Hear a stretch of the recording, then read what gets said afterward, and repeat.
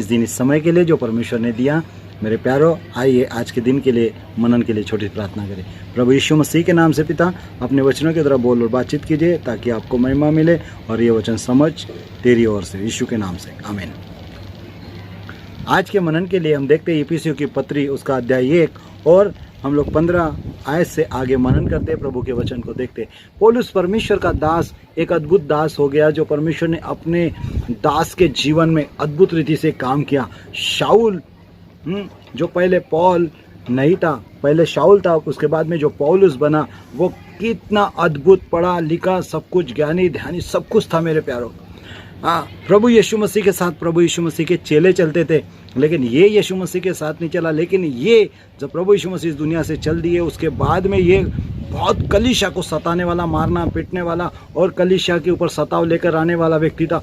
लेकिन परमेश्वर ने उसके जीवन में एक ऐसा टर्निंग पॉइंट लेकर आया, और वो टर्निंग पॉइंट देखते हम परमेश्वर का वचन, प्रेरितों का काम, उसका 9 अध्याय में बहुत सुंदर वचन कहता है मेरे प्यारों। वो वचन कहता है, प्रेरितों का काम 9 अध्याय 1, शाऊल जो अब तक प्रभु के चेलों को धमकाने और घात करने की धुन में था, महायाजक के पास गया और उससे दमिश्क के आराधनालय के नाम पर इस अभिप्राय की चिट्ठी मांगी कि क्या पुरुष क्या स्त्री जिन्हें वो इस पंथ पर पाए उन्हें बांधकर यरूशलेम में लाए। परंतु चलते चलते जब वह दमिश्क के निकट पहुंचा तो एकाएक आकाश से उसके चारों ओर ज्योति चमकी और वह भूमि पर गिर पड़ा और यह शब्द सुना, हे शाऊल तू मुझे क्यों सताता है?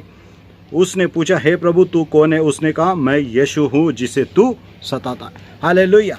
प्रभु यीशु मसीह तो मरकर मुर्दों में से तीसरे दिन जिंदा हुआ, 40 दिन इस पृथ्वी पर रहे और उसके बाद में 40 दिन के बाद में इस पृथ्वी से चल दिए, और 50वें दिन परमेश्वर से प्रार्थना किया प्रभु यीशु मसीह ने की, और पवित्र आत्मा हमारे बीच में प्रभु के चेलों के ऊपर 50वें दिन उतरा, और उसके बाद में आगे परमेश्वर की महिमा होते चली गई चेलों के द्वारा।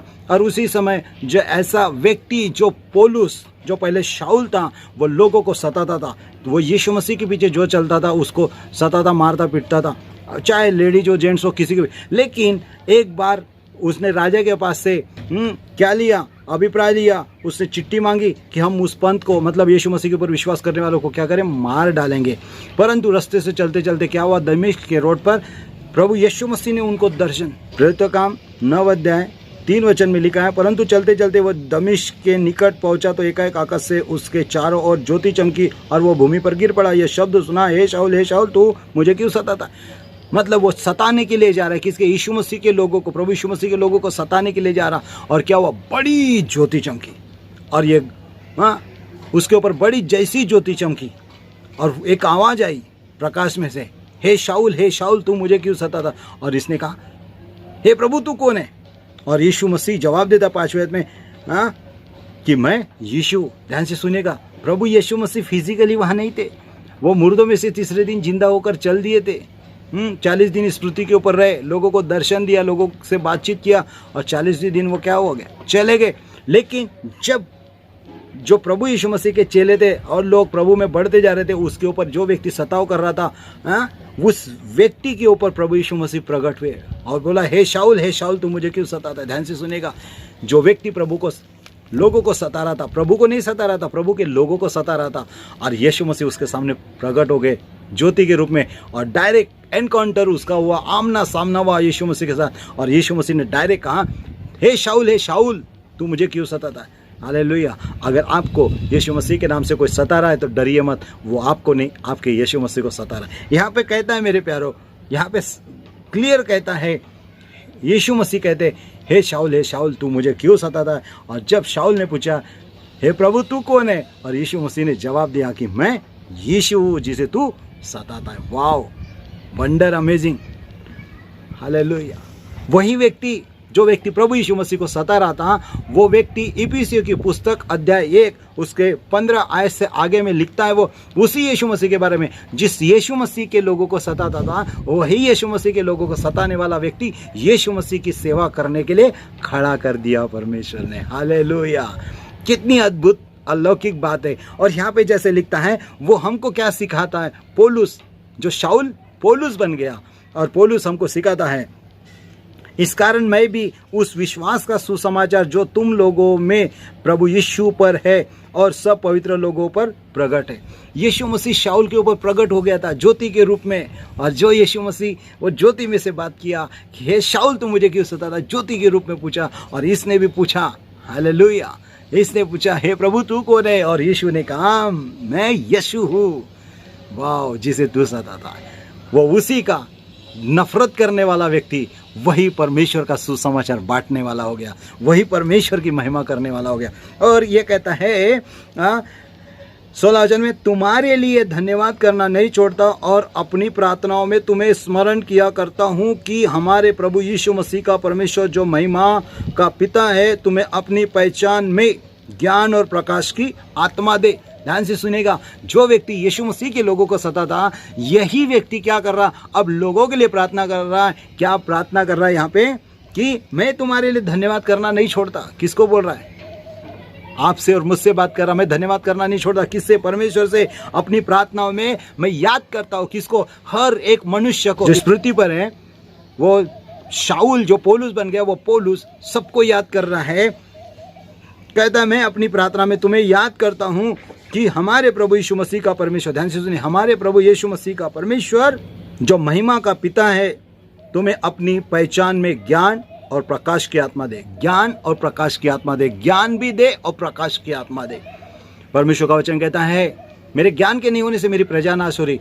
शाऊल के पास इतना ज्ञान था, बहुत पढ़ा लिखा व्यक्ति था, लेकिन वो उसके पास संसार का ज्ञान था परंतु परमेश्वर का नहीं। ये व्यक्ति अब प्रार्थना कर रहा, प्रभु परमेश्वर से क्या? ज्ञान और प्रकाश। ज्ञान मिलेगा, सत्य ज्ञान, सत्य को जानोगे तो सत्य तुम्हें स्वतंत्र करेगा। सच्चाई का ज्ञान मिलेगा तो सच्चाई में चलोगे, और सच्चाई का ज्ञान जब आ जाएगा ऑटोमेटिक आपके जीवन में प्रकाश आएगा, क्योंकि यीशु ने कहा मैं जगत की ज्योति हूँ। और ज्योति के रूप में प्रभु यीशु मसीह पौलुस के जीवन में प्रकट हुआ।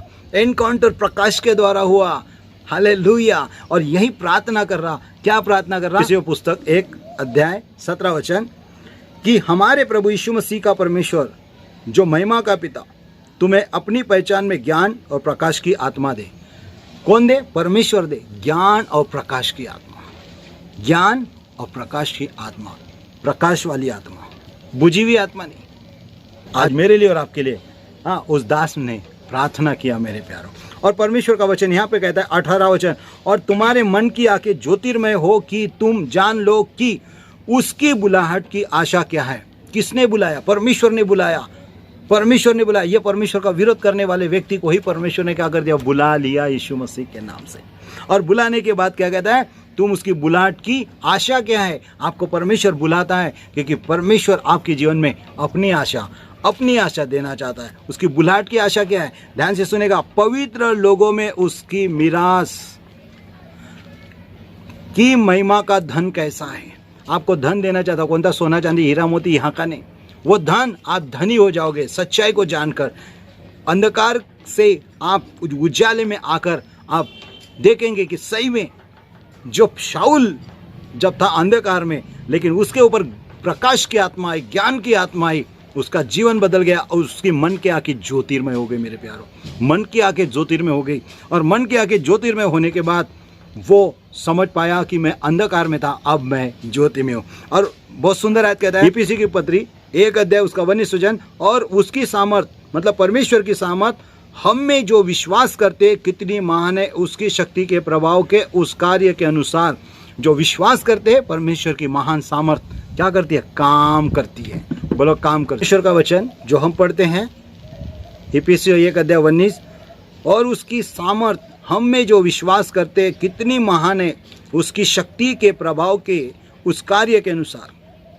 20 जो उसने मसीह में किया कि उसको मरे हुओं में से जिलाकर स्वर्गीय स्थानों में अपनी दाहिनी और सब प्रकार के प्रधानता और अधिकार और सामर्थ और प्रभुता और हर एक नाम के ऊपर जो न केवल इस लोक पर आने वाले लोक में भी लिया जाएगा बैठाया है।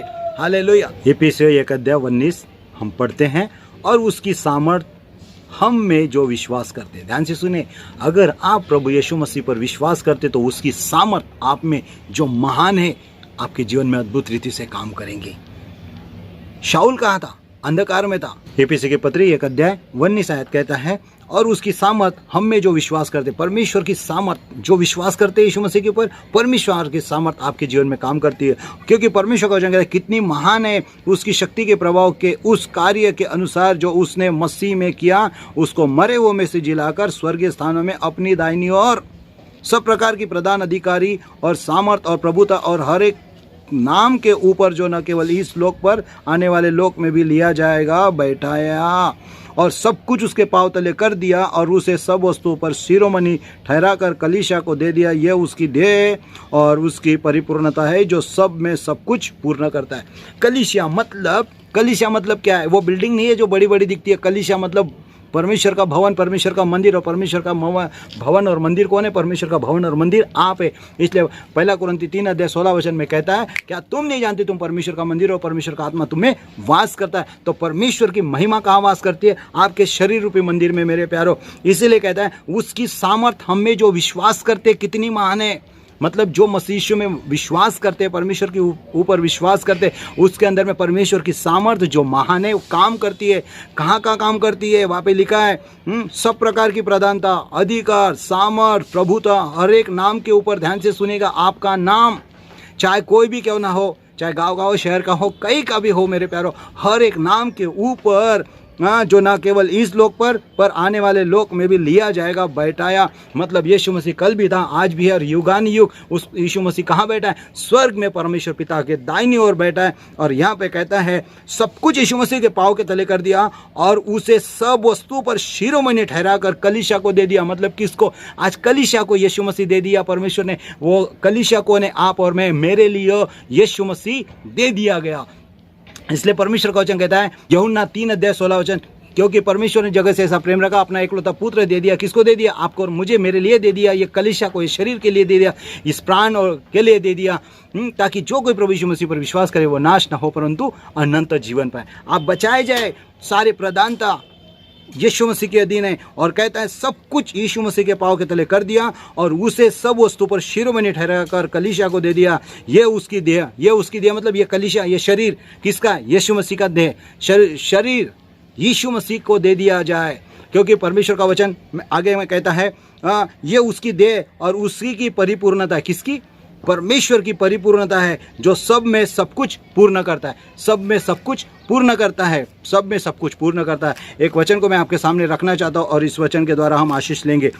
इब्रानी के पत्री 3 अध्याय 6 आयत, परंतु मसीह पुत्र के समान परमेश्वर का घर का अधिकारी और उसका घर हम है, यदि हम सास पर अपनी आशा के घमंड पर अंत तक दृढ़ता से स्थिर रहे। अंत तक हमको क्या करना है? दृढ़ता से स्थिर रहना है।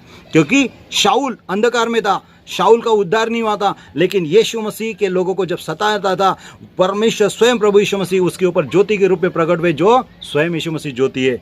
और वो अंधकार से कहाँ आया? ज्योति में आया। और ज्योति में आने के बाद क्या किया? वही प्रार्थना कर रहा। क्या प्रार्थना कर रहा? कि तुम्हारी मन की आंखें ज्योतिर्मय हो जाए, परमेश्वर का ज्ञान और प्रकाश का आत्मा आपके लिए मिल जाए। ऐसी प्रार्थना कौन कर रहा? जो मसीह यीशु और मसीह यीशु के लोग जो प्रार्थना दुआ करते थे उसको मारते थे, लेकिन परमेश्वर ने उसके जीवन को परिवर्तित करके परमेश्वर ने उसको शाऊल से पौल कर दिया, पौलुस बना दिया। और पौलुस बनने के द्वारा आज पवित्र शास्त्र में उसकी कितनी सारी तो भी किताबें हैं।